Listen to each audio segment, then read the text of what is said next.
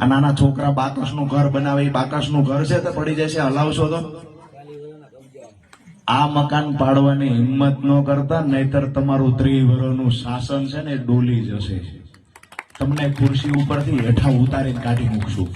અને આવતી નગરપાલિકાની ચૂંટણીમાં ખાસ વિનંતી કરવા એ આવ્યો છું કે દર ચૂંટણીમાં કોઈ ધમકી દેતું હોય કે મકાન પાડી દેશું, આમ કરી દેશું, તેમ કરી દેશું, આપ સૌને કહેવા આવ્યો છું, કેમેરા ચાલુ છે ને કહું છું કે નગરપાલિકા આમ આદમી પાર્ટીની બને તો જેટલા પણ લોકોના ગેરકાયદેસર એટલે કે સરકારી જમીનમાં પોતે રહેવા માટે જેને જેને મકાન બનાવ્યા છે એના કાયદેસર કરી દેવા માટેના તમામ પ્રયત્નો કાયદાકીય ભાષામાં રહીને અમે લોકો કરશું. તમામ પ્રયત્નો કરશું. જ્યાં સુધી નગરપાલિકાની સત્તાથી થઈ શકતા તમામ પ્રયત્નો કરશું.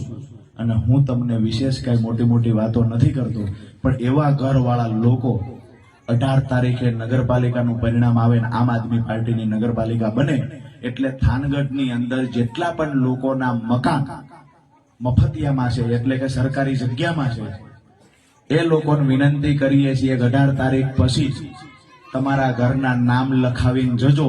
હું પહેલી પ્રોસેસ એ કરાવવાનો છું કે જેટલા લોકોના રહેણાંક મકાન છે એને કાયદેસર કરી દેવાની તૈયારી છે.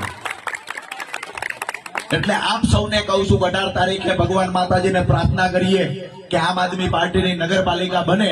અને આપણા વચ્ચે હું જવાબદારી લેવા આવ્યો છું. જેટલા વિસ્તારમાં કોઈ દબાણ દૂર કરવાની વાત કરતું હોય તો મેઇન બજારની અંદર જે દબાણો થયા હોય, નડતર રૂપ થતું હોય, કોમર્શિયલ હોય અને લોકોને નડતું હોય તો એ દબાણ દૂર કરવાની કોઈક વાત કરે તો ગળે ઉતરે. તમારામાં નવા મકાન બનાવી દેવાની હિંમત તો નથી, પણ જે લોકોએ પેટે પાટા બાંધીને મકાન બનાવ્યા છે એને પાડવાની વાત કોઈ દિવસ ના થવી જોઈએ.